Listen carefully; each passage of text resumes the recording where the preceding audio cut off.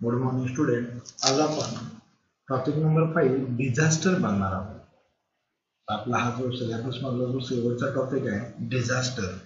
तर डिझास्टर म्हणजे काय, डिझास्टर म्हणजे काय येतं, डिझास्टर कशा प्रकारचं असतं हे आज आपल्याला याच्यामध्ये बघायचं आहे. तर डिझास्टर मध्ये आपण जर बघितलं तर काय शिकायचं आहे, तर फर्स्ट पॉईंट जो आहे अंडरस्टँडिंग डिझास्टर. डिझास्टर म्हणजे काय हे आपल्याला समजून घ्यायचं. कशा प्रकारचं डिझास्टर असू शकतं, कोणत्या प्रकारचं डिझास्टर असू शकतं आणि ते कसं येऊ शकतं. कारण डिझास्टर ही कशी आहे, नॅचरल प्रोसेस आहे, ते कधी कुठे केव्हा माहीत नसते, त्यामुळे आपण त्याला डिझास्टर असं म्हणत असतो. त्या डिझास्टर मध्ये आपल्याला अंडरस्टँडिंग करून घ्यायचं की डिझास्टर कशा प्रकारचं असणार आहे, कशा पद्धतीने येऊ शकतो ते याच्यामध्ये बघायचं. सेकंड जे आहे ते टाइप्स ऑफ डिझास्टर. आता काही टाइप्स ऑफ डिझास्टर मध्ये बघितलं तर काही नॅचरल असतील किंवा मॅनमेड असतील. Natural disaster as well as manmade disaster. मग नॅचरल डिझास्टर कोणकोणते असतात की जसं आपल्याला माहिती आहे की जसं हेवी रेनफॉल असेल, अर्थक्वेक आहे, सायक्लोन आहे, फ्लड आहे, लँडस्लाइड आहे. These are the some examples of natural disaster. तसंच मॅनमेड डिझास्टर मध्ये पण काय येऊ शकतं की जसं आपण वेपन्स आहेत, त्यानंतर मॅनमेड मधून आपण वेगवेगळे जे मार्ग तयार करतो, लोह मार्ग वगैरे असेल किंवा आपण वेगवेगळे मार्ग तयार करत असताना जे सुरुंग वापरले जातात. कधी कधी काही एरियामध्ये तडे जातात किंवा काही डोंगरांना भेगा पडतात, जसं की आपण कोकण रेल्वे मॅनमेड आहे. पण जर लँडस्लाइड झाली तर मॅनमेड मुळे आहे, कारण ते बोगदे वगैरे एवढे तयार केलेले आहे की त्याचा इफेक्ट कसा होईल माहीत नाही किंवा कधी होईल माहीत नाही.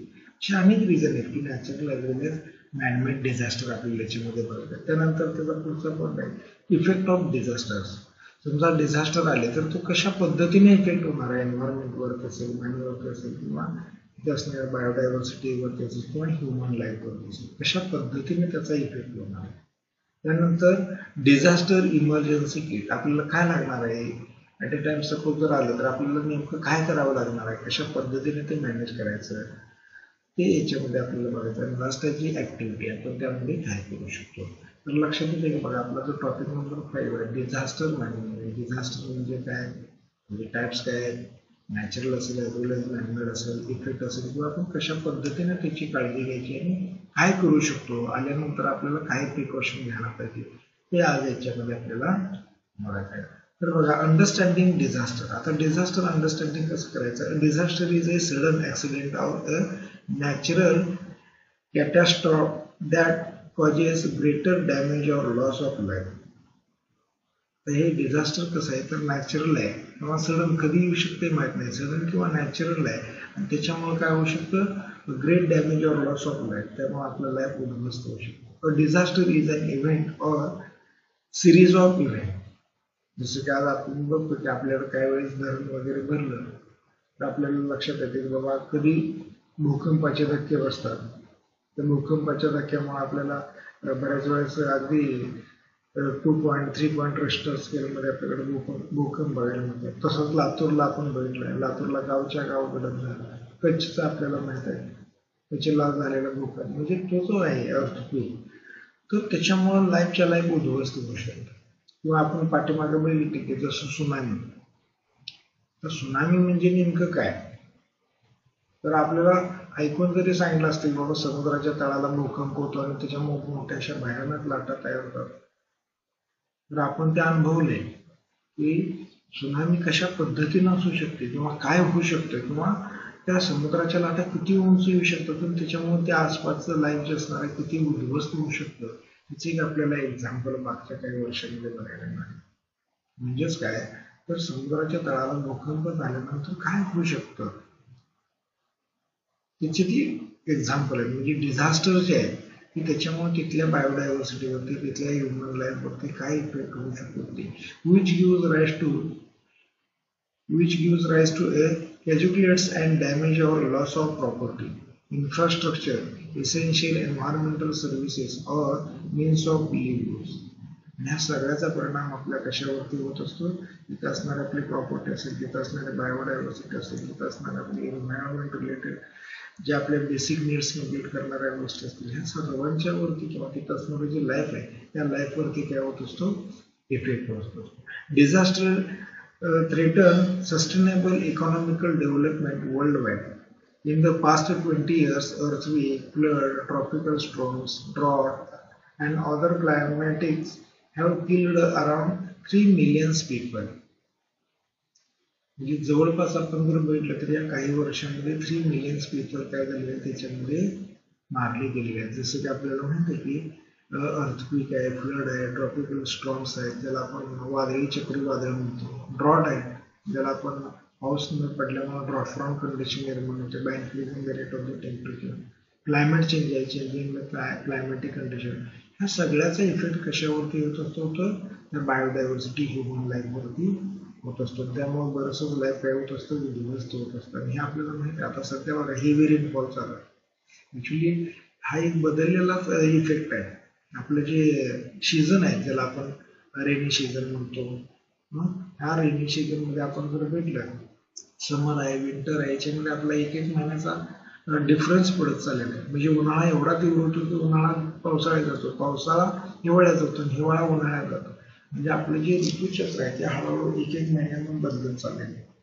आता त्याचा जर इफेक्ट आपण भेटला तर आता आपल्याला लक्षात येईल की आता सध्या आपल्याकडे चक्रीवादळ कमी दाबाचे पट्टे निर्माण झाले. त्यामुळे आज आपल्याकडे गेली 4 दिवस झाले एवढा पाऊस आहे की पुन्हा नद्यांना पूर आले. हे पण एक नॅचरल डिझास्टरच आहे.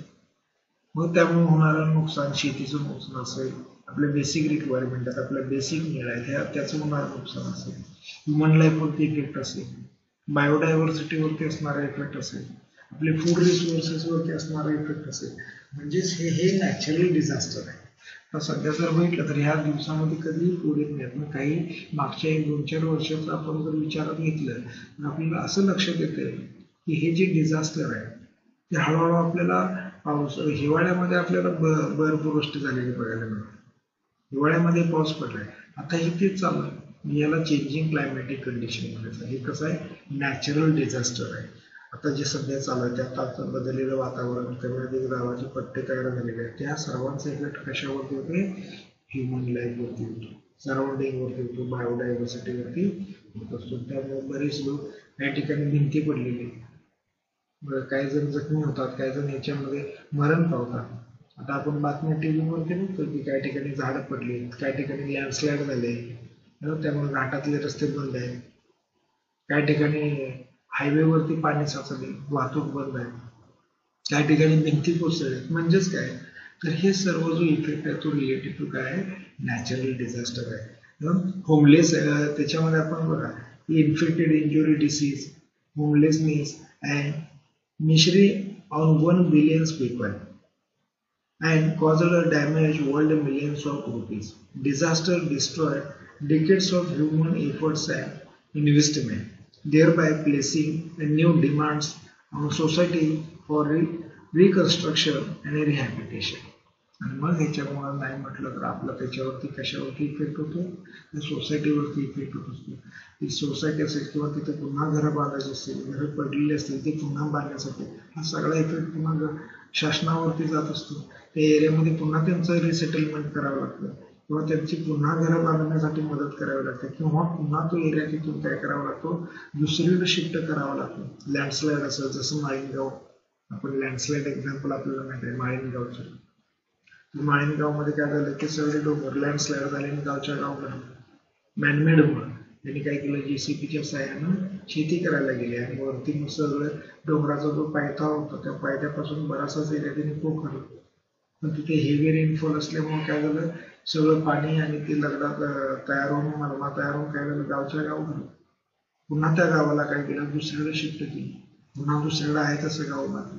म्हणजेच काय, या सगळ्याचा इफेक्ट काय होतो तर त्या डिझास्टरचा इफेक्ट त्या ह्युमन लाईफवरती होत असतो, एन्व्हायरमेंटवरती होत असतो किंवा त्यांचं रिहॅबिलिटेशन असेल, रिसेटलमेंट असेल, रिकन्स्ट्रक्शन असेल, या सगळ्या गोष्टी आपल्याला करायला लागत असतात. आता या तुम्हाला डायग्राम मध्ये बघायला मिळतं बघा की फर्स्ट जे आहे अर्थक्वेकमुळे किती मोठ्या बिल्डिंग काय करतात, जमीनदोस्त होत असतात, त्या पडल्या जातात. अशाही मोठ्या बिल्डिंग असू नये, जसं आपल्याला कच्छमध्ये झालेलं माहित आहे, त्यानंतर लातूरमध्ये झालेला भूकंप माहित आहे. असे मोठमोठे भूकंप आहेत की त्याच्यामुळे तिथले जनजीवन विस्कळीत झालं. त्याचबरोबर फ्लड आहे, सेकंड जो पार्ट आहे तो फ्लड, ज्याला आपण पूर म्हणतो. तर बऱ्याच ठिकाणी नदीच्या किनाऱ्यावरती घरं बांधली जातात नदीवरती अतिक्रमण केलं जातं, ह्या सगळ्यांचा इफेक्ट मॅनमेड तो मॅनमेड असेल ते मॅनमेडमुळे काय केलं जातं की नदीकाठच्या लोक काय करतात की एवढं अतिक्रमण करतात की आता नदीच्या पात्रामध्ये घरं बांधतात, वेस्ट मटेरियल नेऊन डंप करतात, त्यामुळे नदीचं पात्र वरती येतं आणि मग साहजिकच काय होतं की मग पूर यायला सुरुवात होते, मग पाणी आज आपण बघतो सध्या हे रेनफॉल असल्यामुळे सगळीकडे पाणीच पाणी. कधी माणसाने काय केलं की ज्या प्रत्येक नैसर्गिक एरियामध्ये जे ओढे होते नाले होते ते सगळे बंद केले आणि त्याच्यावरती कन्स्ट्रक्शन केले. मग साहजिकच आहे की पडणारं जे पावसाचं पाणी ते जाणार कुठं, वाटच नाही ना. मग आपल्याला हळूहळू काय होतं की मग त्या ओढ्या नाल्याचं रूपांतर कुठंतरी एखाद्या सोसायटीमधून पाणी होतं, त्या एरियामधून जाणारं जे कन्स्ट्रक्शन एक असते ते पाडून मग पाणी पुढे जात असते. म्हणजेच काय तर जसं नैसर्गिक बरोबर मॅनमेडने पण त्याच्यावरती इफेक्ट केले, अतिक्रमण केले आणि त्यामुळे आपल्याला फ्लड बघायला मिळतो. लक्षात येते का बघा, अर्थक्वेक आहे, फ्लड आहे, त्यानंतर सुनामीमुळे ज्या समुद्रकिनारी राहणारे जे लोक असतात, वस्ती असतात, त्याच्यामध्ये तिथं होणारं नुकसान असेल, त्यांचं जनजीवन विस्कळीत होत असतं. कारण समुद्राच्या तळाला जे भूकंप होतात त्या भूकंपाचा इफेक्ट कशावरती होतो, मग अशा महाभयानक अशा लाटा तयार होतात आणि त्या लाटा तयार झाल्या की तिथले जे त्या किनाऱ्यावर असणारे जे लाईफ असतात, तिथे असणारे जे लोक असतात ते सर्वचे सर्व काय होते बुडून असतात. त्यानंतर सेकंड पॉईंट मध्ये दिले लँडस्लाइड. लँडस्लाइड आता ही नॅचरली असू शकते किंवा मॅनमेड दोन्ही, जसं मगाशी म्हटलं की माळीणगावचं एक्झाम्पल किंवा कोकण रेल्वे आहे, लँडस्लाइड होते, दरड कोसळणं आणि मग वरीलचा जो एरिया असतो तो काय होतो की हेवी रेनफॉल म्हणून किंवा काही एरियामध्ये डोंगरांना भेगा पडलेल्या असतात हेवी रेनफॉल म्हणून आणि मग काही कालांतराने ते ड्रॉटफ्रॉन्ट कंडिशनमध्ये पण लँडस्लाइड होऊ शकतं किंवा रेनी सीझनमध्ये पण लँडस्लाइड होऊ शकतो. अशा पद्धतीने काय होतं ह्युमन लाईफवरती तिथल्या बायोडायव्हर्सिटीवरती काय होतो इफेक्ट होतो, त्यामुळे त्यांना रिसेटलमेंट किंवा रिहॅबिलिटेशन करावं लागतं. अशा पद्धतीनं आज आपण डिझास्टर म्हणजे काय, त्याचे टाइप्स काय आणि कशा पद्धतीनं येऊ शकतं हे बघितलं. नेक्स्ट लेक्चरला आपण काय करूया त्याची प्रत्येकाची थोडक्यात आपण माहिती बघूया. तर आज आपण या ठिकाणी थांबूया, पण त्याच्या अगोदर तुम्हाला अजून एक सांगायचं आहे की तुम्हाला हा जो सब्जेक्ट आहे एन्व्हायरमेंट, या सब्जेक्टमध्ये तुम्हाला काय करायचं आहे, जर्नल वर्क आणि प्रोजेक्ट वर्क संपवायचं आहे. आणि याच्यामध्ये आपल्याला थिअरी नाही आहे की आपल्याला प्रोजेक्ट वर्क आणि जर्नल्स आहेत. तुम्हाला मी 5 टॉपिकवरती 5 क्वेश्चन असणार आहे, ते जर्नल असते की तुम्हाला एका वहीमध्ये 100 पेजी जर तुमच्याकडे वही घातली असेल जाऊन तर त्याच्यामध्ये 1-2 क्वेश्चन काय दिले असतील, जर्नल नंबर 1 जर्नल नंबर 2 इंडेक्सला जागा सोडून ते प्रॉपर तुम्हाला लिहायचं. त्याच पद्धतीने तुम्हाला जो एक सब्जेक्ट आहे आपला जो रिलेटेड टू लोकल, तर त्याच्यावरती प्रोजेक्टवर तुम्हाला एक 10 ते 15 पानाचा प्रोजेक्ट तयार करायचा आहे. लक्षात येते का बघा, पुन्हा एकदा लक्षात ठेवायचे. बऱ्याच जणांनी सुरुवात केलेली आहे, काही जणांनी चेक पण केले, पण बरेच जण अजून राहिलेले आहेत. जे राहिलेले असतील त्यांनी सुरुवात करायची आहे, जर्नलला पण सुरुवात करायची आहे आणि प्रोजेक्टला पण सुरुवात करायची आहे. त्यामुळे तुम्ही पटपट काय करा, इन्फॉर्मेशन कलेक्ट करा, त्याच्याशी रिलेटेड कातरणं असतील, टेबल असतील, चार्ट असतील ते कट करून घ्या आणि प्रोजेक्ट बनवायला सुरुवात करा. काय अडचण असेल तरी मला विचारा, पण लवकरात लवकर काय करायचे, जर्नल आणि प्रोजेक्टवर संपवायचं. ठीक आहे, आता या ठिकाणी आपण थांबूया. नेक्स्ट लेक्चरला आपण नेक्स्ट पॉईंट. थँक्यू.